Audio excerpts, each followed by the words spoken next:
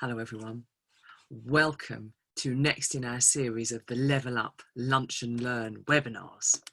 So without further ado, let me share my screen and take you on our 30-minute journey. Okay, so welcome to webinar number 31. Say that again, confidence as a midlife learner. So here we have the adult swan surrounded by the cygnets and looks all kind of perfectly sophisticated, plain sailing above the waterline. But for many of us, there's a lot of paddling going on beneath that waterline at the moment. So taking more of an edutainment approach, Series 6 is designed to encourage, empower and embolden us as we flex and stretch how we work in this brand new decade that is rapidly evolving in front of us. Hugely excited to be running this webinar today because we have had a real big response to the survey that we put out. Debs and I will be discussing more of the survey results in our later podcast that will be attached to this webinar. So without further ado, let's start paddling through some interesting concepts that are going to help us swim and glide through the waters that rest ahead for us. So everything is starting to speed up again. How do I keep up? That might be a sentiment that aligns with you right now. So as we experience the biggest shift in how we work in our lifetimes, these episodes in Series 6 are situation-based as opposed to skill by skill, like the previous ones, and inspired by the format of an agony aunt advice column, because we all need a Debs in our life. So starting with a Dear Debbie letter, each week we're exploring real-life situations that can inhibit our potential and guide us with some practical tips and thoughts to level up our confidence and success. So this is this week's Dear Debbie letter. Dear Debbie, I'd worked in my old organisation for years and I knew my job, the industry, the people inside out. I was always the one being tapped up for advice and ideas.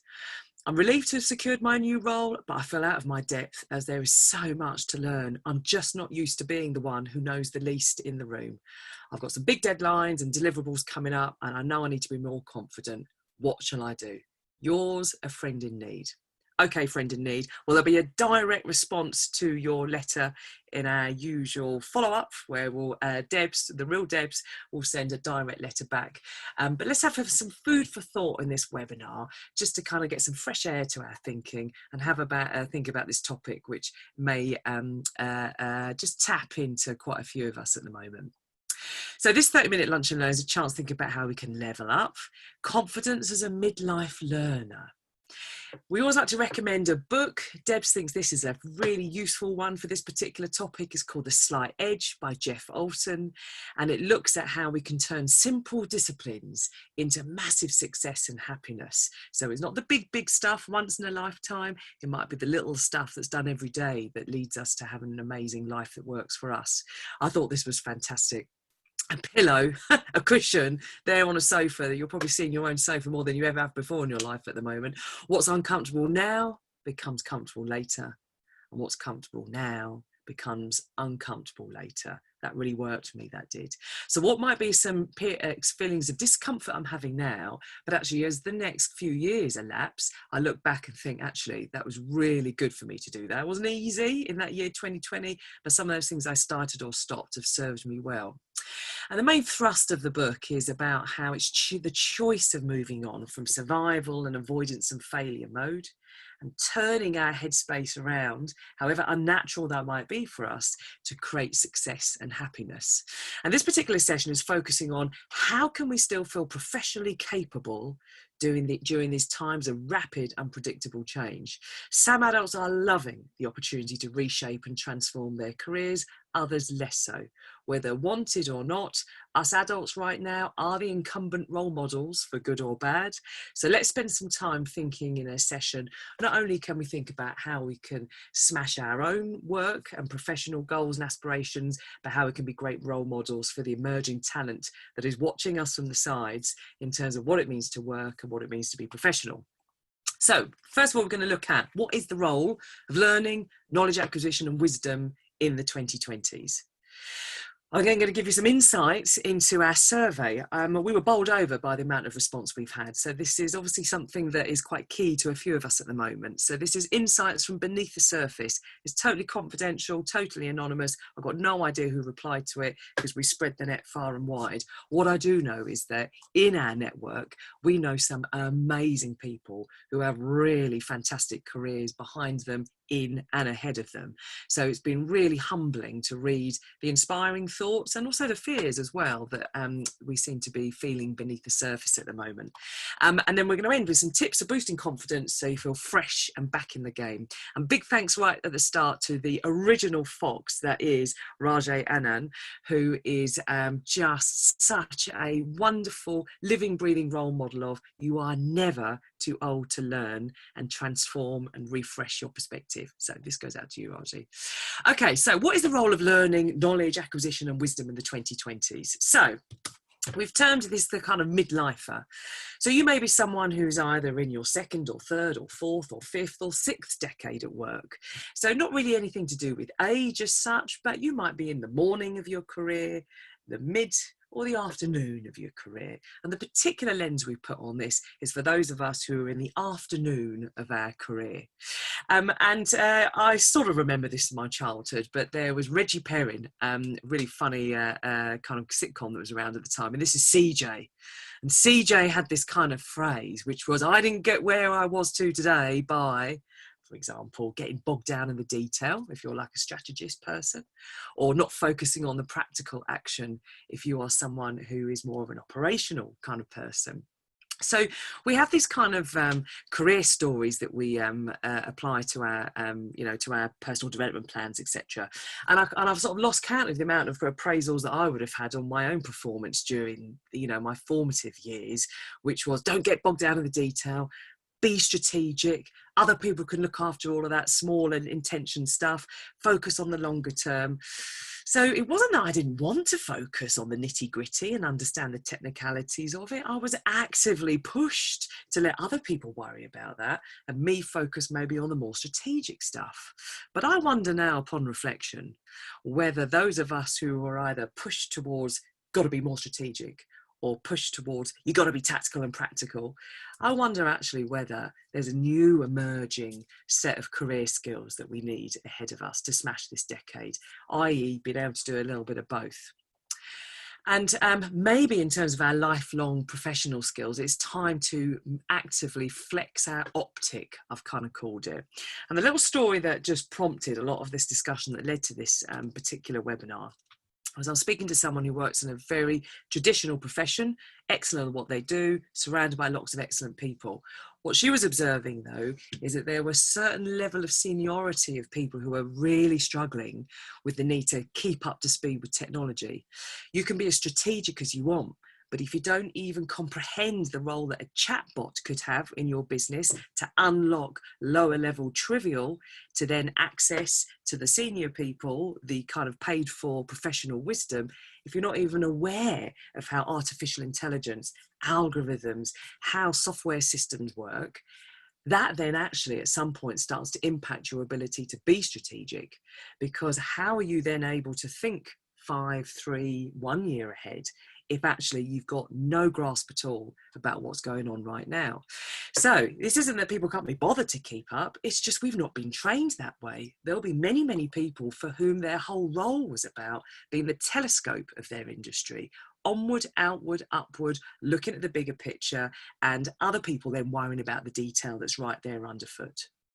There'll be other people who have actually made their living so far by looking at the detail and really looking at tactically what happens in every step of that process.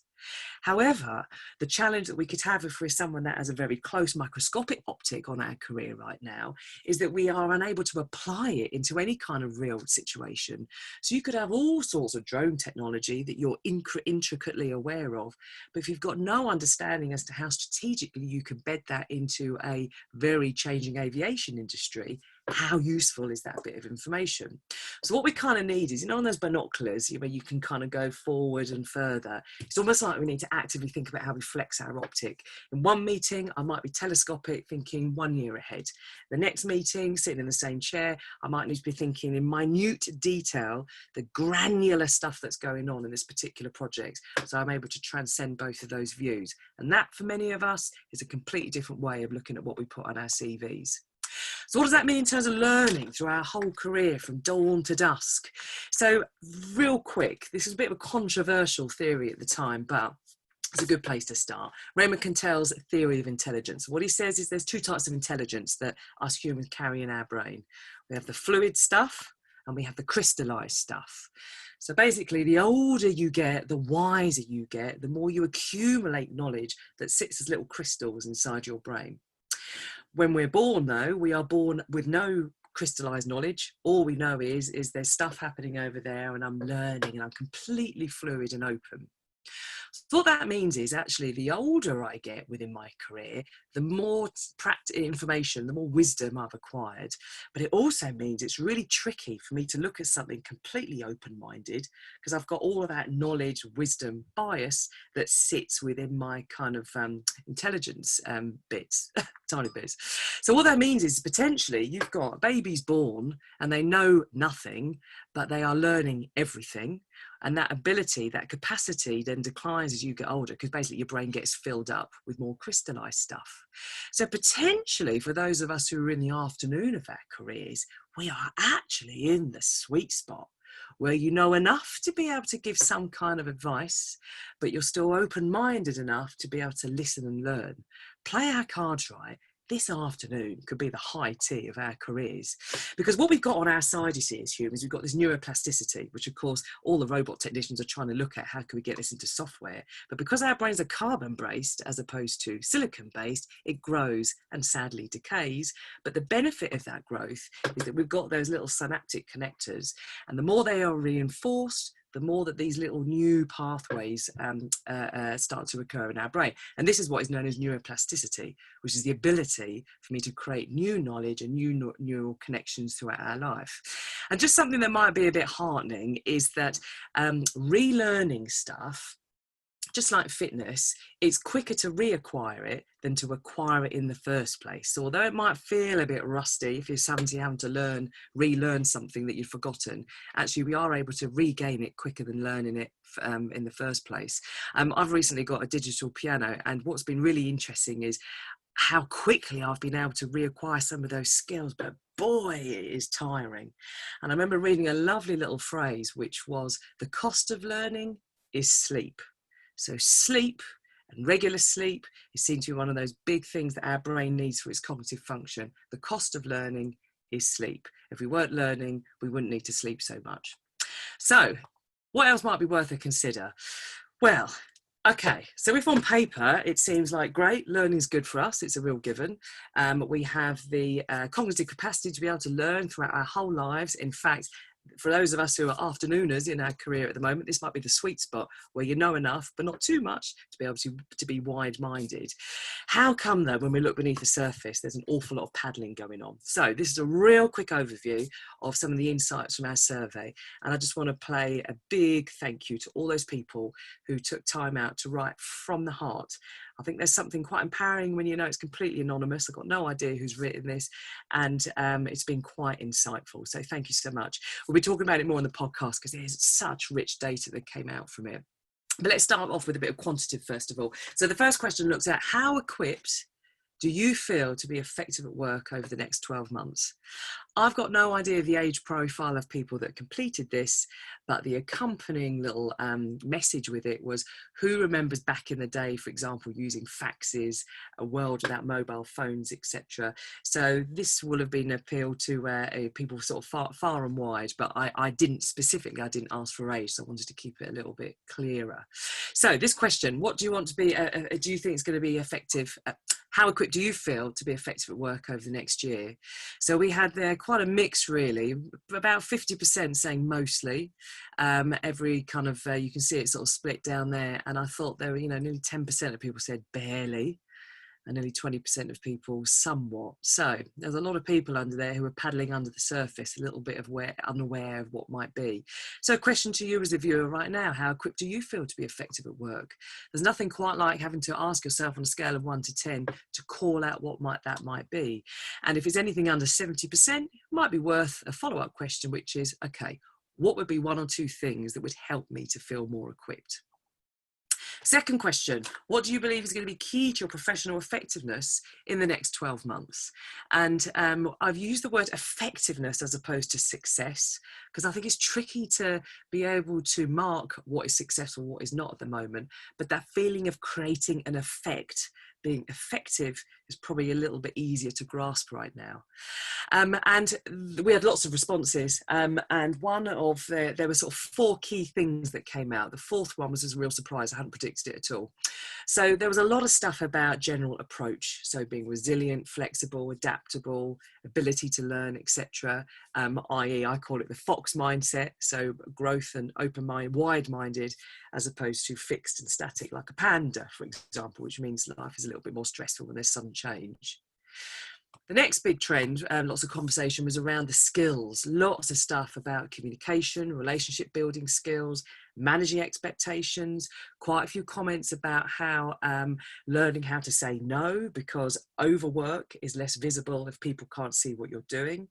Lots of conversation around the ability to build relationships when you're never going to be in the same room again. So that is a particular skill set that is going to be key, many of us believe, over the next year.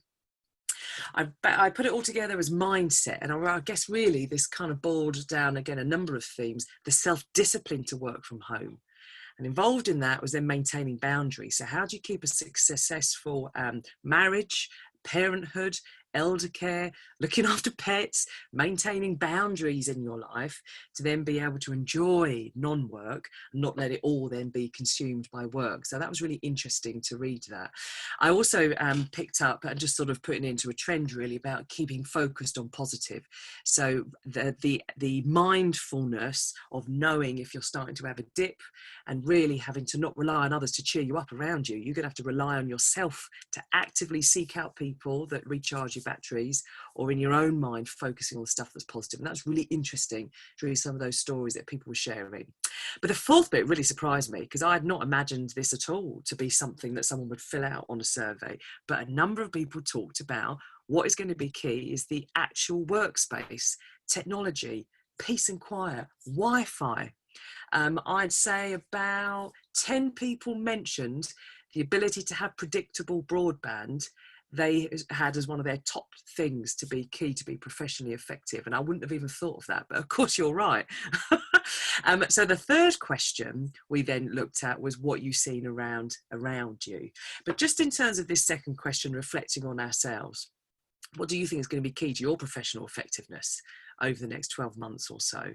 Out of these 4 things, what do you think are you pretty above the line on, and what might need a little bit of paddling underneath to kind of get you back to, or get you on to smooth sailing in terms of being able to be effective? The 3rd question was a bit of a sneaky one, really. I'll explain my rationale in a moment. I often on surveys like this love to ask, what about you? And then a follow-up question is, what do you see about others? And I don't know if this is a psychological truth or not, but often we tend to see stuff outside that actually is an internal reflection of what we might be thinking. So for those of you who filled it out, the sort of the secret behind that question is often when we look out and judge others in terms of what we're seeing, it's often through the lens of actually how we're judging ourselves. And what seemed to be coming out in terms of what others are saying they're seeing in terms of others' ability and confidence was it was real yin and yang. It was almost 50-50 down the middle. Some people are absolutely loving it and don't want to go in any way back to how it was. And some people actually are finding it a bit of a struggle. And something I noticed that actually I wouldn't have thought about had I not seen all this data come through was how we are feeling about it now, in retrospect, seems to be quite different from how people were feeling at the start. So in the 6 months that has elapsed, in this bonkers year that has been 2020, actually a number of people noted about how there is a change in what they're seeing now. For example, comments like, the level of work with less people is really starting to show now. At the beginning, everyone pulled together and worked as a team. Now you can see people going back into old ways and starting to work in silos. Currently, I've noticed that people can be up and down and their mood impacts their effectiveness, which I didn't notice before. So something seems to have happened within this 6 months, whether that is external events and dialogue, etc., or whether there is just something about the passage of time that means actually initial energy is now starting to change, and with maybe strain happening, that where there might have been initial stress, but that kind of longer impact then of strain. This really got me thinking, because I'd picked up an article in the New Scientist. It was all about social capital. So is 6 months the point where each of us has started to use up our social capital? So we had loads of relationship and love and laughter and friendship and bonds in the bank. 6 months of withdrawing from that.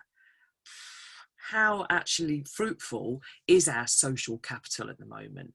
And social capital is described as the bonds that we have, so family and close friends, the bridges of all the people that used to chat to on the escalator or at the coffee shop, etc., and the linkages, so the feeling of a network that we have between people.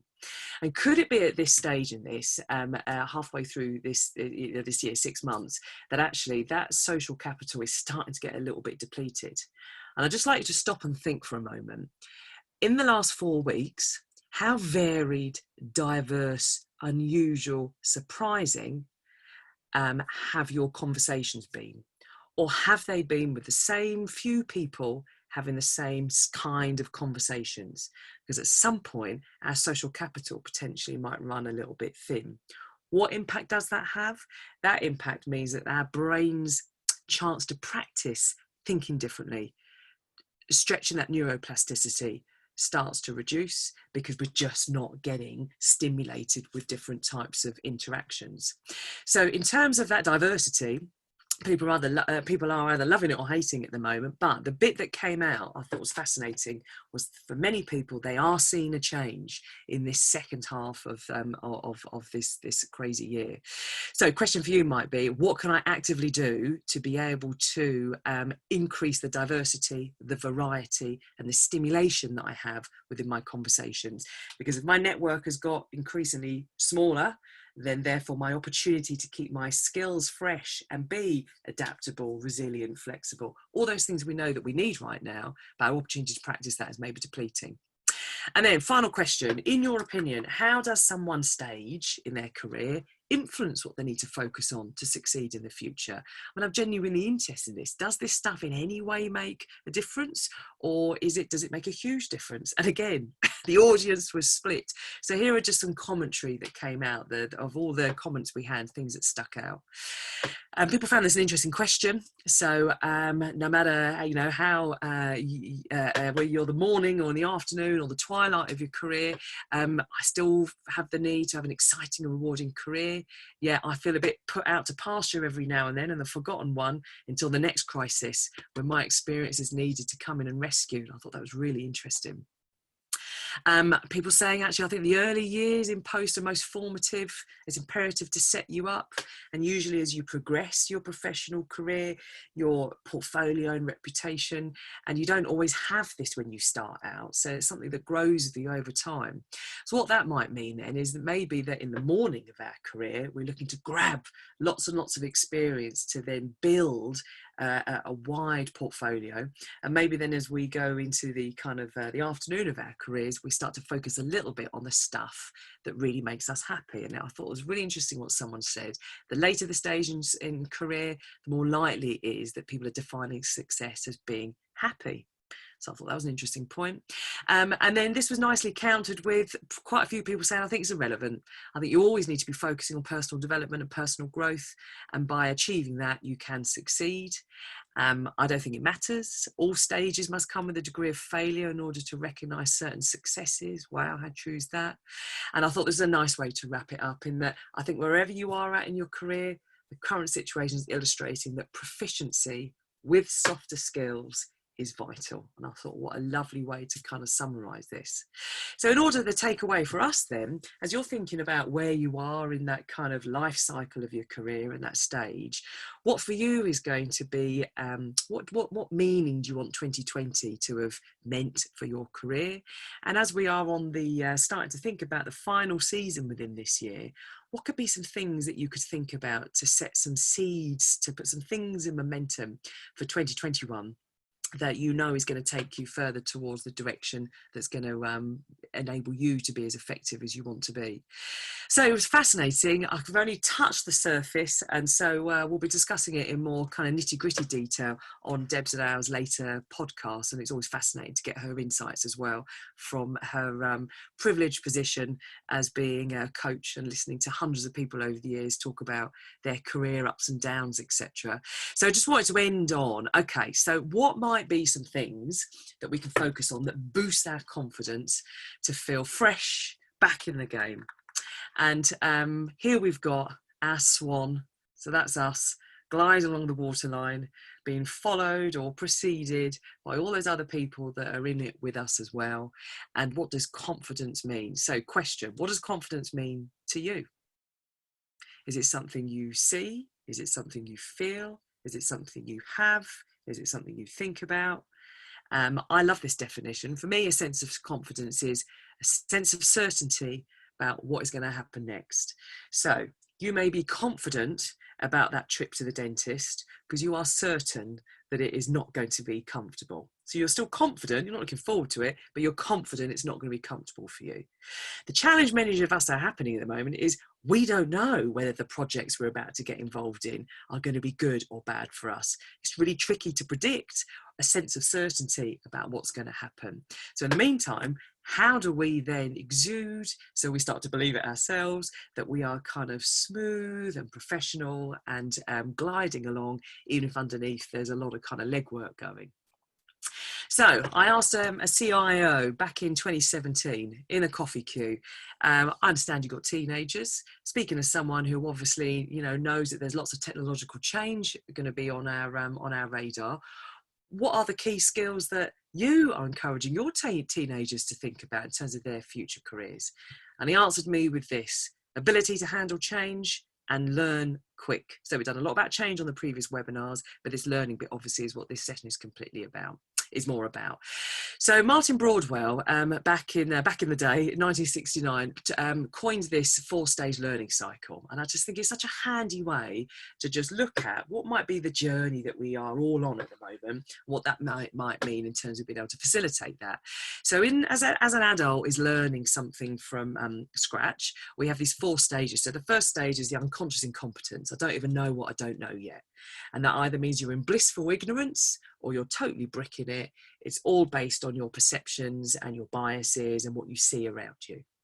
So let's say you're about to do a first Facebook Live, because you understand that a lot of your customer or professional network quite like using Facebook Live for their kind of impromptu kind of communication. You've never done one before. Oh my gosh. That feeling of either, I'll give it a go, it'll be all right, or, oh my God, that's horrendous, will depend potentially on your previous experience with learning new technologies. Then you'll actually start to have a look at having a go at it, and then you think, oh my gosh, conscious incompetence, I now know what I don't know, and that's either better or worse than what you feared. So you might then look at all this thing and kind of go, all right, well actually it's pretty much like that, which I've done before, let me give it a go. Then we have to do a bit of practice, which isn't particularly exciting. You don't feel particularly successful because this is where you're having to try again and again. How do I reverse the font again? So this stage is known as conscious competence. And this relies on lots of self-motivation, because if after the first go, I go, oh, it's too difficult, I'm not doing that, then I'm never going to take myself round to the stage of, I've done it enough times now, I just know what to do. So for example, remembering to press record, for example, on webinars. By about the 10th time, you just know to do it. It's in your DNA. So that unconscious competence stage. Now, for many of us, we've all sort of been chucked around this circle, you know, depending on how much you enjoy being the learner, depends on how exciting you found it. So I might be really confident driving a car, I know that I know what to do, you know, and then that's fine. But suddenly, if I'm asked to drive an Arctic, which many of us have been asked to do at the moment, which is further, faster, quicker, easier, bang, bang, bang, one meeting after the other, then that's a new way of us kind of having to learn. So metacognition, something I remember back in the day from my psychology course. So metacognition is thinking about your thinking. In short, the more you stop, pause, review, and think about what you've learnt, the more your brain is able to recall it and embed it, and of course, build into that crystallized knowledge. So after I've done my first Facebook Live, I need to rewatch it and look at all the things that did or didn't go so well. I need to think about what was it I did that led to that? What was it I did that led to that? Thinking about my thinking. And what that means then is you are then being your own best learning coach, your own best trainer. And metacognition is a fancy term for thinking about your thinking. And the more you're able to think about your thinking and think about your learning, the stickier it will be, and quicker you are acquiring this crystallized knowledge in terms of accruing that kind of wisdom. So, how do I move from pricks to pokes? So final takeout before I wrap up slide. This wonderful conversation I had with someone today, Raji, who is the ultimate original fox. Never too old to learn, that's her phrase. And she said she really found herself losing her confidence in terms of her status and stature and all that kind of stuff within the team, because basically her balloon had been pricked. So someone had pricked her balloon. So there was a prick that occurred within the team, and it popped her whole balloon, and it just boom, deflated her. And after about a week, she kind of thought, why am I letting my balloon be pricked? Actually, maybe I need to use this as a poke to action. And actually, just even sometimes the tiniest pokes can build some momentum, where actually before we know it, some little daily actions are leading us to look back in a month's time and go, oh my gosh, I just do that now. You know, I do a Facebook Live a couple of times a week and I just do it. It doesn't keep me up for the whole week beforehand worried about it. So from pricks to pokes. So for anyone that's feeling a little bit pricked at the moment, how could you convert that as, right, how could I use that as a poke to action? What is it I need to do to either learn, relearn, ask for help to be able to enable me to carry on swimming? So, dear Debbie, we've got lots of stuff going on at the moment in terms of learning, and what might be comforting is that there's all of us, it seems to be, are paddling furiously underwater. Some of us are loving it, some of us are hating it, but we're all having to paddle in a slightly different way than maybe any training course would have taught us before. So whilst we're all here kind of, you know, being watched and observing, and we're all kind of learning from each other, just some call to action really. You're never too old to learn, reinvent and transform yourself. Using the tools we already hold within us. Simple things like reminding yourself what you are capable of, making choices, knowing what you can do, connecting in with your purpose, moving from pricks to pokes. And Deb's inspired me with this phrase, the only person you are destined to become is the person you decide to be. Thank you, Ralph Waldo Emerson. And so as we get to the end of our webinar 31, which is, say that again, confidence to be a midlife learner, maybe now is precisely the time for us to evolve and level up our game. So keep safe, wish you well, see you at the next one. Thank you.